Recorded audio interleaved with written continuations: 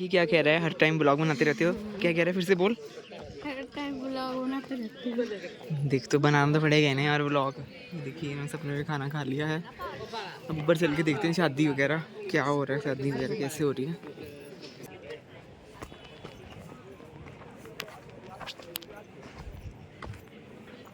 देखते हैं हम शादी वगैरह कहाँ। शादी तो हो ही रही है, ऊपर फेरे वगैरह हो रहे हैं।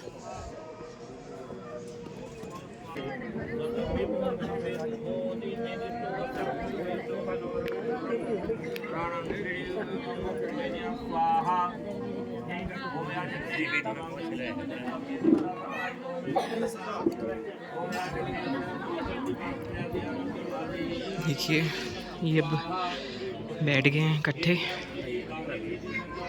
अभी शुरू हो गया है।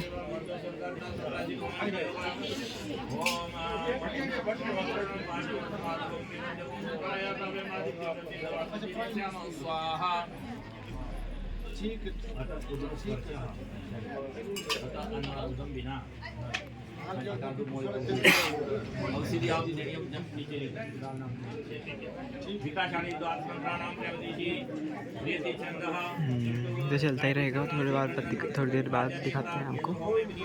देखिए अब फेरे होने वाले हैं।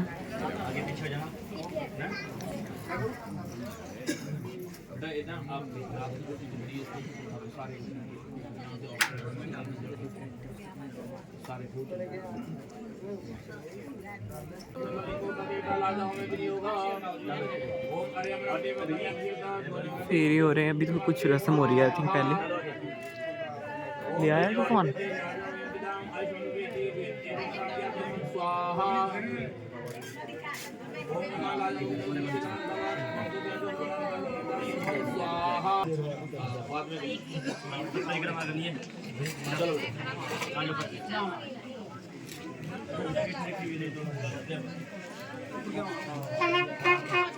ब्रह्मा को थोड़ा अंदर कर दो, अंदर को करो, ब्रह्मा को अंदर को, बाहर को नहीं।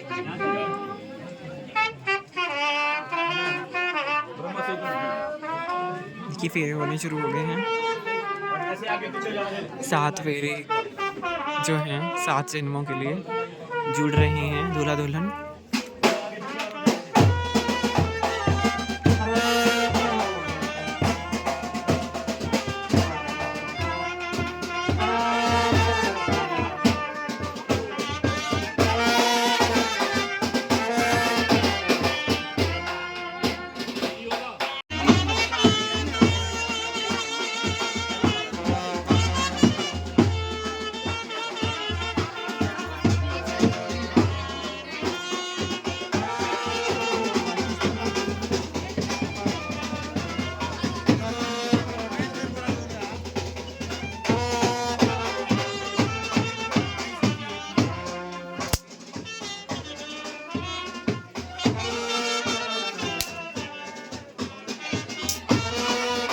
पैर पकड़ने की रस्म हो रही है।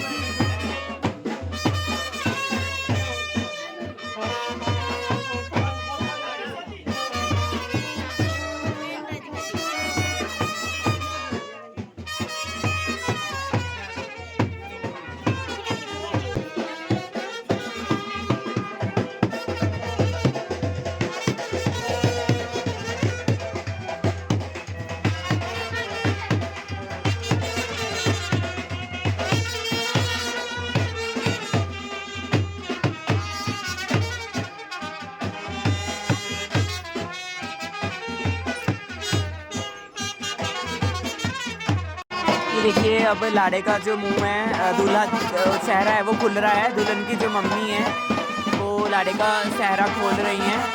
अब तक तो लाड़े का मुंह दिख ही नहीं रहा था, अब जो है इनका मुंह दिख गया है लाड़े का।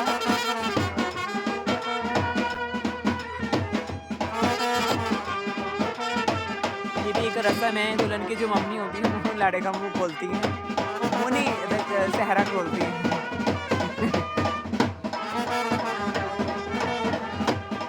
देखिए अब सिंदूर लगाने की जो रस्म है वो हो रही है। सिंदूर लगाया जा रहा है। जल्दी हो गया ना? हाँ जल्दी हो रहा है सब कुछ।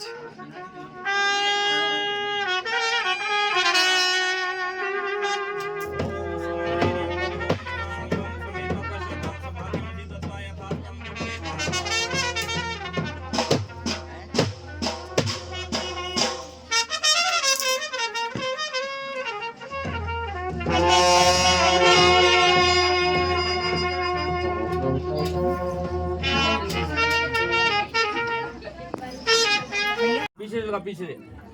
क्यों हटा रहे हो? पीछे से लगना है, हाँ। चौकी भी लगा दो,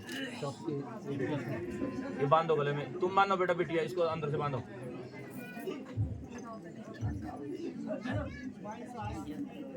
अपने आप तुम बांधो इसको।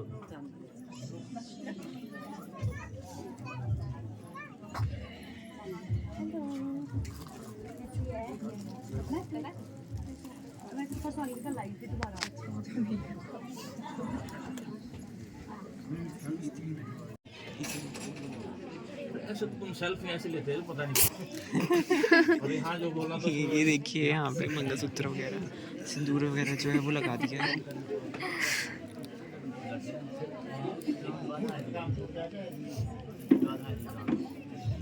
बड़ा बनाना हो रहा था। अच्छा लौकने हो जाओ। श्वेत पद्मासना या ब्रह्माच्युत शंकर प्रभृतिवे देवै सदा वंदिता सा मां पातु सरस्वती भगवती निशेष जाड्यापहा।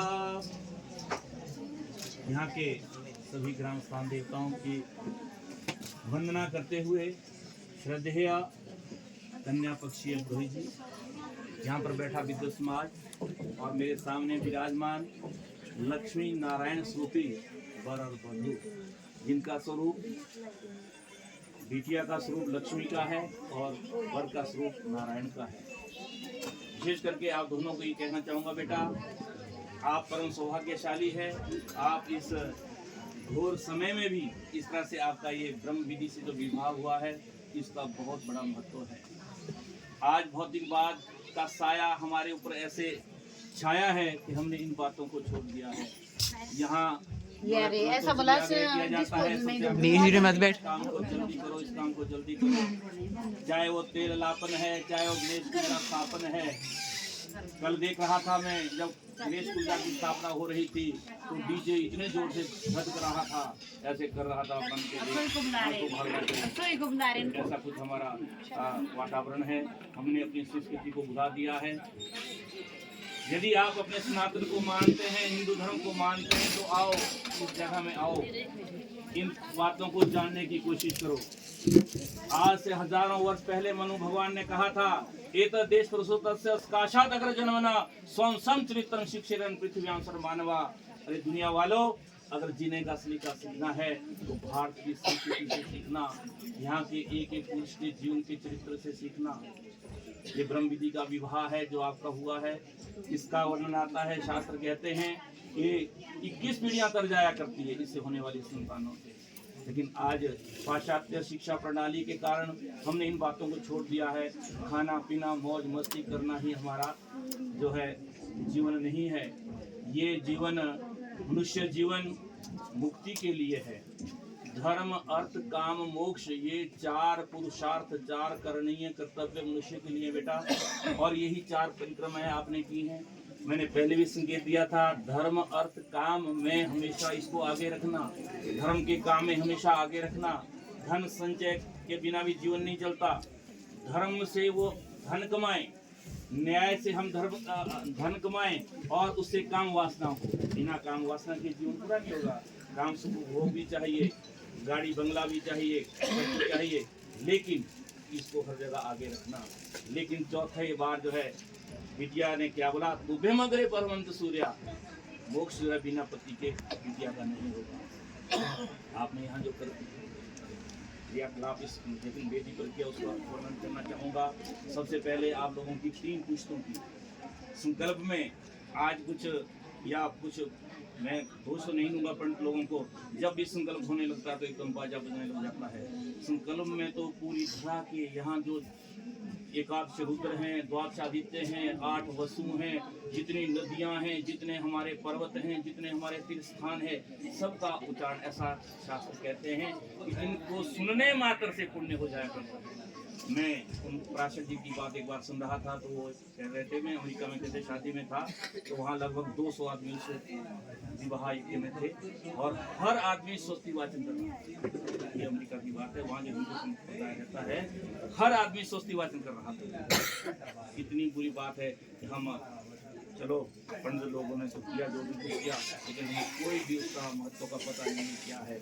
इन बातों को सुनने मात्र से हमारी जो शरीर में जो तंत्रिकाएं हैं उनमें ऐसा विकास होता है, उसमें सकारात्मकता आती है।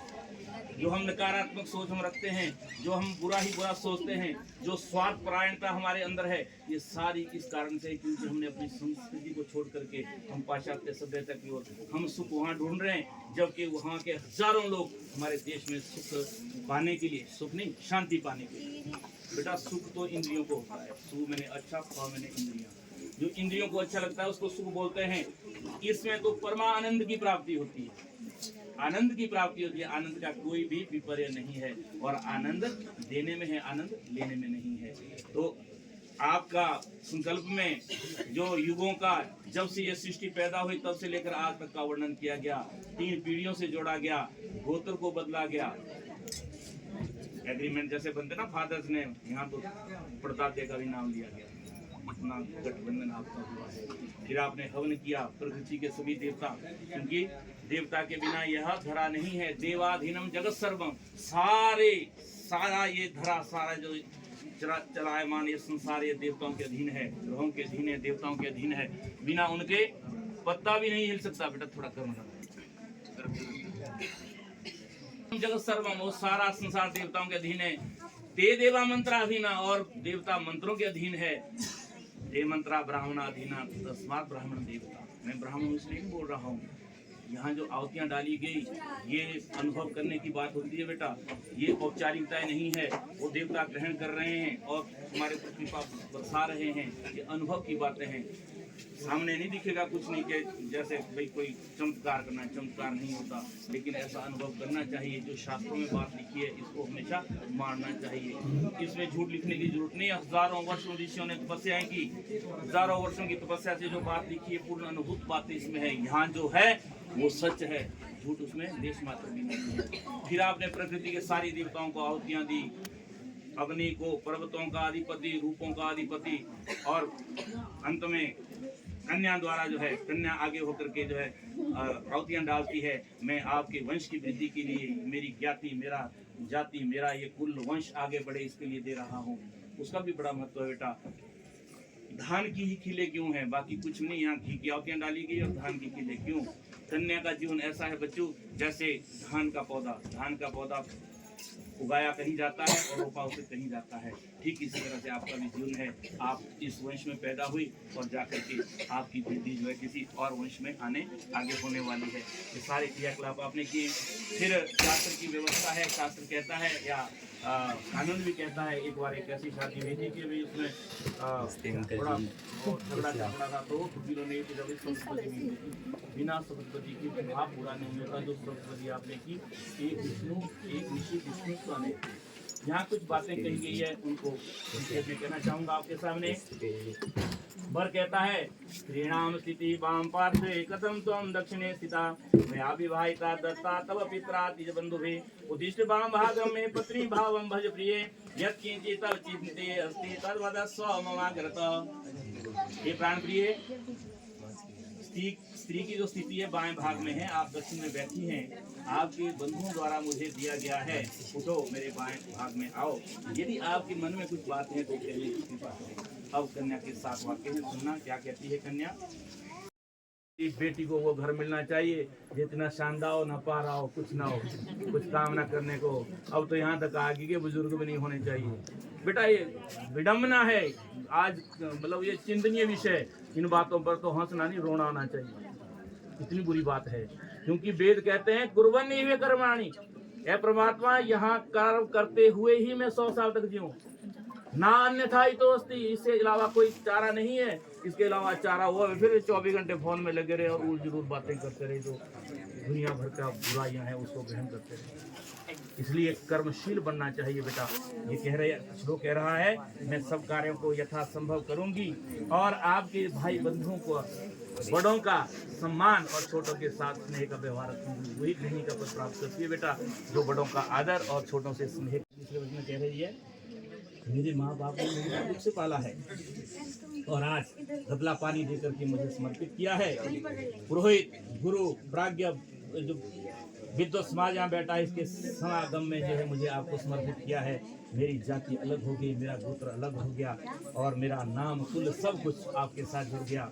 सुखे जीवन तो सर्वे, ये सब सुखी रहे मेरे को देने वाले, परंतु ना बलम मम, अब ये मेरा बल नहीं है। दिख नहीं रही, यहाँ से आगे बैठ जा। माय के कभी ऊपर हिट हो भी जाए तो माय का बल नहीं है, मेरा बल तो आप ही है। मेरे आप ही बल हैं, तो ही नाथवती अस्मि, आपके साथ ही मैं नाथवती हूँ, सनाथ हूँ, इसलिए मेरा पालन करना। तीसरे वाक्य में कहती है। और एक बात और याद है, क्योंकि बेटा यहाँ जितनी भी माताएं बहनें मेरी बैठी हैं, सब किसी की नंदे या किसी की भावजे हैं। एक बिटिया का अपने मायके के प्रति बड़ा विशेष लगाव होता है और उसके 3 जगह दिया गया, कभी व्यर्थ नहीं जाएगा। एक वो ध्यान को दिया हुआ, ध्यान जानते ना, ध्यान बोलते हैं हमारे जो कन्या दी जाती है, और ब्राह्मण को और अग्नि और गौ को, ये 4 जगह दिया गया, कभी व्यर्थ नहीं जाता। कभी भी अपने ध्यान को अपने घर से निराश ना लौटने दें। ध्यान के निराश लौटने से आप लोगों ने राजा दशरथ की बात देखी है, संतान ही नहीं हुई। उनकी भी कन्या थी शांता, जिसका जन्म ऐसे नक्षत्र में हुआ था कि भी वो नाश हो जाना, इसका क्या नाम का वंश का अगर ये रखी यहाँ पर, तो उसको दे दिया था, कौशल राजा के पास दे दिया था। और उन्होंने ऋषि श्रृंग को ब्याह, और जब दशरथ बूढ़े हुए, जब संतान ही नहीं, ऋषि श्री के पास गए, महाराज मेरी संतान नहीं हो रही, आने वाली पीढ़ी, मेरे पूर्वज जो है जो तिल तर्पण के लिए अब तरसेंगे, वो तो अपने आंसू पीते होंगे, कैसे होगा। तो विशिष्ट ने कहा भाई मेरे बस की बात नहीं है। और जो कि सतयुग के थे विशिष्ट ऋषि, सब कुछ करने में समर्थ थे, उनको पता था कि ध्यान का शाप है, वो शांता का शाप था। शांता जो ऋषि श्रृंग को ब्याही गई थी, ऋषि श्रृंग को बुलाओ तब जाके तुम्हारी संतान होगी। तब शांता और ऋषि श्रृंग को बुलाया गया। गोरखपुर में आज भी मंदिर बना है, क्योंकि उसको अयोध्या में आने की तो इजाज़त नहीं थी, वहाँ यज्ञ हुआ। शांता के हाथ से जब चरु मिला, तब जाके राम लक्ष्मण भरत शत्रुघ्न आदि पैदा हुए। तो ध्यान का कभी जो है निरादर ना करना, ध्यान को हमेशा संतुष्ट रखना, क्योंकि एक ध्यान की जो अपने मायके के प्रति जो आस्था होती है, अपने भाई बंधुओं के प्रति जो आस्था होती है, वो सदा अच्छा ही अच्छा सोचती है। सदा से जहाँ सोचा जाता है, वहाँ पर उसे जो है हमेशा संतुष्ट रखना चाहिए। 5वें वाक्य में बोलती है, सुख दुखानी सर्वाणी भुंजाना जा त्वया तो ही प्रसन्न है, आपके प्रसन्न होने पर भी प्रसन्न रहूंगी। रुष्टे जो प्रियवादिनी, बड़ी ऊंची बात है बेटा, पति रुष्ट भी हो जाए तब भी पत्नी को प्रियवादिनी होना चाहिए। सारा गुस्सा, सारा क्रोध एकदम से शांत हो जाएगा अगर पत्नी प्रियवादिनी हो, मीठा बोलने वाली हो। लेकिन आज तो कुछ उल्टा जैसा होता है, पति बेशक मीठा होता है तो पत्नी प्रियवादिनी नहीं होती। पर ये जो सतगृहिणी का जो आश्रम है वही कहता है प्रियवादिनी, हमेशा प्यारा बोलना बेटा। वशीकरण का मंत्र एक तस्दे बचना। अगर दुनिया को आप वश में करना चाहते हो तो मीठा बोलना। मीठा बोलने वाले का कोई भी दुश्मन नहीं होता, और कड़वे बोलने वाले के तो घर में ही दुश्मन पैदा हो जाया करते हैं। मैं सदा भवतः सुखम इच्छन्ति, आपका सुख चाहती हुई, गौरी का आराधन करते हुए, मैं धर्म का पालन करते हुए आपके साथ रहूंगी। यदि आप, परंतु आपको मेरा पालन करना होगा, आपको मेरे भारत, क्योंकि विवाह शब्द का अर्थ बी उपसर्ग को वहन धातु ग्रहण करना, एक विशेष बाहर ग्रहण करना होता है। आपको मेरा हर अवस्था में पालन करना होगा, सुख में, दुख में, रुग्ण अवस्था में, अच्छी अवस्था में मेरा पालन करना होगा। ये 5वें में कहती है। आगे बोलती है कि यद्यद्वांछामि स्वामी तद्देयं सदा मम कोपचित्ते नैव कार्य सदेयं प्रार्थना मम। एवं यदि प्रमाणम, जो परिवार होगा उसको पालना होगा, युवावस्था में भी, वृद्धावस्था में भी, और जो भी मैं मांगूंगी उसे जो है दयापूर्वक देना होगा। दीदी के लिपस्टिक कोप जीते नहीं कार्य, कभी भी क्रोधित मुझ पर ना होना, ऐसा अगर आप मानते हैं तो मैं आपके बाएं आने को तैयार हूँ। आगे 6 में बोलती है कन्या, सर्वे बंधु जना स्वामिन भवतो दास्तांगता जलपात्र कंकणा भ्याम दत्ता हम प्रेम पूर्वकम त्वया कदापि नो वाच्यम किम दत्तम तव बंधुभिः अवश्यम संवासात् कलिर्वै जायते नृणाम यदा कदापि दुर्युक्तम न धारयं दया हृदि विद्यापराधं शब्द दिया। और तीन लड़ाई जो है तेरे पिछले क्या दे रखा, ऐसा कभी ना बोले, क्योंकि कन्या अपने पिछलों को कभी बुरा नहीं सुन सकती। ये बातें ध्यान देने वाली है बेटा। अगर ऐसा इन बातों पर आचरण करेंगे तो स्वर्ग यही है, नहीं तो 2 घड़ी में नरक बन जाया करता है। यही बैर के कारण हुआ करते हैं, जो हम एक दूसरे को जहाँ ईगो आ जाता है कि नहीं मैं बड़ा, मैं क्यों मानूं, मैं बड़ी, मैं क्यों मानूं। तो इसलिए कभी ऐसा ना कहें कि क्या दिया। अवश्य ही सहसंवासात, साथ रहने पर कोई ना कोई कलह हो जाया करती है, तब भी हे प्राणनाथ मुझे क्षमा करना, क्योंकि स्वामी के अपराध को स्वामी जो है अपने भृत्य के अपराध को, मैं तो आपकी भृत्य बनी एक दासी की तरह हूँ, तो जो है हमेशा वो करते हैं, क्षमा करते हैं। तो ऐसा नहीं बेटा कि दासी दासी नहीं है, आप जाया है। देखो ना हमारे संस्कृत में जितने भी शब्द हैं, तत्सम जितने भी हिंदी में शब्द है, जाया जन्म देने वाली, जननी, कन्या, कनु दीप्तो धातो से बना है कन्या, जो हमेशा दीप्तिमान है, हमेशा कांतिमान है। तो आज का समाज हमें या तथा कथित जो राजनीति हमारी कहती है कि बराबरी बराबरी बराबरी नहीं है, आपका ऊंचा स्थान है, आप बड़े हैं, आप माँ का रूप है। संबंध तो कोई भी हो सकते हैं, हमारे साड़ी, भाभी, पत्नी, बहन, कोई भी, लेकिन है तो माँ, जन्म देने वाली, बिना आपकी सृष्टि होने वाली, आपका माँ का स्वरूप है। माँ हमेशा ममतामयी होनी चाहिए, ये कहा गया है। आगे 7वें वाक्य में कहती है, होमे यज्ञ विवाहे च कन्यादाने मके व्रते अंचलग्रंथि मादाय भवा, मैं ग्रहण करूंगी ना तो हम पाप भागिनी, लेकिन मैं पाप की भागिनी हूँ। आपको अगर परिवार पालन के लिए कोई पाप कर रहे हैं आप, उसकी भागिनी मैं नहीं हूँ। अर्ध पाप अमृतास्यामि, बड़ी ऊंची बात है। जो मैं पाप करूंगी उसका आधा पाप तुझे ग्रहण करना होगा, आपको ग्रहण करना होगा। थोड़ी विपर्य जैसी बात है, पर ये बात ऐसी नहीं है। ये बात ऐसी है कि जो परिवार का भरण पोषण करने में जो भी पाप हुआ जा करते हैं, जैसे पंचसूना पाप होते, रोजाना रोटी बनाते हुए कहीं लकड़ी में कीड़ा जल गया, कहीं शीर पीठे में कोई जीव हत्या हो गई, कहीं पानी लाते हुए कोई जीव हत्या हो गई, उसके पाप के बाद भी आपको भी होना पड़ेगा, क्योंकि मैं आपका कार्य कर रहा है। ऐसे नहीं कि वो काम करते रहे भाई पाप को पति को चला जाएगा। बात कही कि मुक्ति, आपका जो मोक्ष है वो पति के साथ ही है। त्यागी जो परिक्रमा की, इसलिए आगे पति हुआ। याद रखना बेटा, पतिव्रत धर्म का बड़ा ऊंचा ये जो धरा है वो सत्यों की सत्य ही टिकी हुई है। थोड़ा सा एक आख्यान याद आया, 2 मिनट बाद में लोग।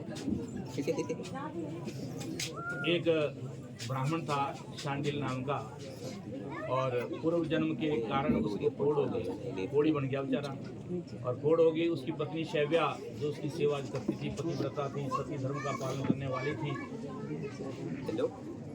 उसकी बड़ी सेवा करती थी। शांडिल जो ब्राह्मण था, शांडिल नाम का जो ब्राह्मण था, वो कुछ ऐसे पूर्व जन्म के कर्म थे, कामासक्त था, कामाचार में रत रहता था, लेकिन पत्नी उसे कभी कुछ नहीं बोलती थी। एक दिन उसके मन में चीज का वैसे ही जाग गई, कोई वैश्या उनके नजदीक रहती थी, सोचने लगा क्या अच्छा होता है इस वैश्या से मेरा समागम होता। सती धर्म का वो देखना बेटा, प्रताप देखना कितना प्रताप है, वो सूर्य की गति को भी रोक सकती है, ऐसा सती धर्म का प्रताप है। तो उदास रहने लगा। पत्नी कहने लगी, प्राणनाथ आपकी उदासी का कारण। बोलो नहीं, तू नहीं कर सकती मेरी उदासी का कारण। कहते नहीं, मैं अपने प्राण देकर भी आपके इस उदासी को दूर करूंगी। तो कहते मैं उस वैश्या से समागम में, क्या कुछ कर सकती है ऐसा? कोई बात नहीं, मैं करूंगी। पत्नी शैव्या ने संकल्प लिया और रोजाना जा करके उस वैश्य के घर में चौका करने लगी, क्योंकि उसको लुभाने के लिए अपने घर को अच्छे स्वच्छ बनाना होता था। रोजाना सुबह 3 बजे उठना और चौका करना। एक दिन देखा, दूसरे दिन वो हैरान होगी, ये कौन कर रहा है। तीसरे दिन छिप गई हो जो वैश्या थी बेचारी, देखा एक वो सती नारी जो है उसका चौका कर रही है, एकदम पाँव पर गिर गई। मुझे ऐसा पाप क्यों चढ़ा रही है, मैंने ये जन्म तो खोया ही हुआ, अगले जन्म को भी मेरा बिगाड़ रही है। तो कहती है शैव्या उस वैश्या से कहती है, देवी अगर आप मेरा एक काम कर दें तो आपकी बड़ी कृपा होगी। कह दिया क्या काम है, कि मेरा पुष्ट कवि जो है आपसे समागम चाहता है। तो कह दिया मैं वहाँ तो आने वाली नहीं हूँ, पर यहाँ आप उसे लाती हैं तो मैं तैयार हूँ। और जा करके शैव्या उस पति को कंधे पर उठा करके लाती है। रास्ते में मांडव्य ऋषि को शापवश जो है सूली पर लटकाया होता है, उसका पाँव कहीं मांडव्य ऋषि के शरीर से टकरा जाता है, उन्हें बड़ी पीड़ा होती है। शाप दे देते हैं, जाओ जिसने मुझे ये पीड़ा पहुंचाई, आज सूर्योदय होने से पहले उसकी मौत हो जाएगी। शैब्या ने वो बात सुन ली और वापस लाई अपने पति को, और अपने तप के बल से, अपने सत्यत्व के धर्म से जो है विज्ञा की कि आज सूर्योदय ही ना हो। और सूर्योदय नहीं हुआ बंधुओं, सूर्योदय नहीं हुआ। त्रिलोकी में हाहाकार मच गई, सारे देवता इकट्ठे हुए। माता अनसुईया को भेजा गया। अनसुईया की बात भी आपने सुनी, ब्रह्म विष्णु महेश को कैसे बच्चे बना दिया था उन्होंने, ये सती धर्म का प्रताप है। और अनसुईया को भेजा, उसको समझाने के लिए समझाया, नहीं मैं बिल्कुल मानती नहीं, मेरा पति जो है, देखो जिस पति ने ऐसे उल्टे काम कराए, ऐसा बीमार था फिर भी अपने पति व्रत धर्म को नहीं छोड़ा, तो मांग की कि मेरे पति, मैं सूर्योदय नहीं होने दूंगी अगर मेरे पति की मौत होती है। वरदान दे दिए सभी देवताओं ने। अनसुईया ने वरदान दिया, तेरा पति जो है चिरंजीवी होगा, उसकी कोड़ो खत्म हो जाएगी। तब जाके उस शाप को वापस लेती है, उस प्रतिज्ञा को वापस लेती है, सूर्योदय होता है और सुख में जीवन बिताती है। तो ये पति व्रत धर्म का, सती धर्म का प्रताप है। सती धर्म में इतनी ताकत है बेटा, वो सूर्य की गति को भी रोक सकती है, वो ब्रह्मा विष्णु महेश को भी बच्चा बना सकती है। ये सती धर्म का प्रताप है। इसलिए हमेशा पतिरे को गुरु, एक आजकल एक प्रचलन चला है भाई, सब मेरी माताएं बहनें मां बनाना गुरु, मां बनाना गुरु, गुरु बनाने की जरूरत नहीं है। पतिरे को गुरु बड़ी ऊंची बात है, पति ही गुरु होता है। वो देखो जो यहाँ मिला है वो पूर्व जन्म उपार्जित है, अच्छा है, बुरा है, विद्यावान है, मूर्ख है, खूब धनवान है, गरीब है, वो पूर्व जन्म उपार्जित है हमारा। उसके साथ जीवन बिताओ, कल्याण होगा। ये हमारी शास्त्रीय परंपरा है। ये अगर बात हमारे अंदर रह जाए तो हमें दुख होता ही नहीं, फिर हम सदा जीवन को आनंद में बिता सकते हैं। तो अब आपका जीवन मंगलमय हो। आप जो शास्त्रों में कही गई बातें हैं उस तरह के संतान पैदा करने वाले हों जो 21 पीढ़ियों को तार दिया करते हैं। इन्हीं शब्दों के साथ अपनी वाणी को विराम देते हुए उस परमपिता परमात्मा से प्रार्थना, सर्वे भवन्तु सुखिनः, सर्वे सन्तु निरामया, सर्वे भद्राणि पश्यन्तु मा कश्चित्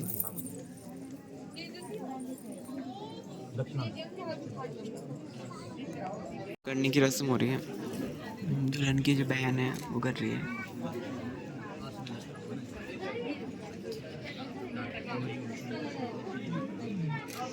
देखिए कमाई हो रही है इनकी।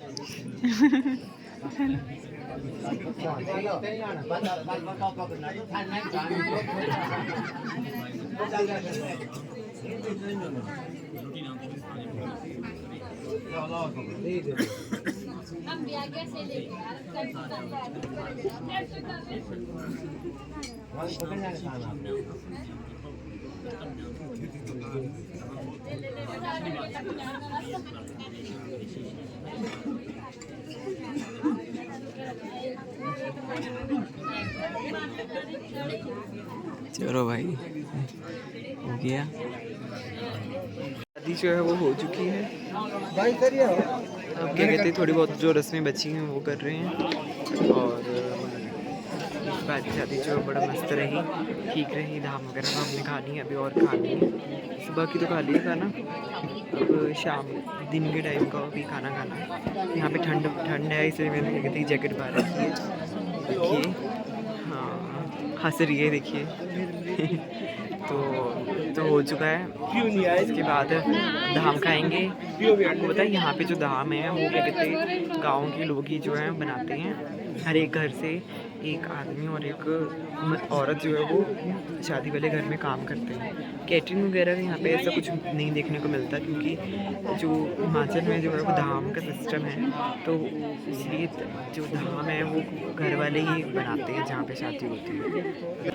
तो ऐसे ही सब लोग इकट्ठे होकर धाम बनाएंगे। तो बहुत अच्छा सिस्टम है जो है कि हिमाचल के जितने भी भाई हैं वो आपस में इकट्ठे होकर जो है वो धाम वगैरह करते हैं, और पूरा सिस्टम ऐसा बना हुआ है। और देखिए बहुत ही सिंपल तरीके से जो है शादी वगैरह जो है वो होता है। अब हो गया है शादी, थोड़ी बहुत जो है रस्में हैं वो रहती हैं, तो वो देख लेते हैं क्या होता है जो भी है। इसी के साथ शादी जो है वो पूर्ण हो रही है।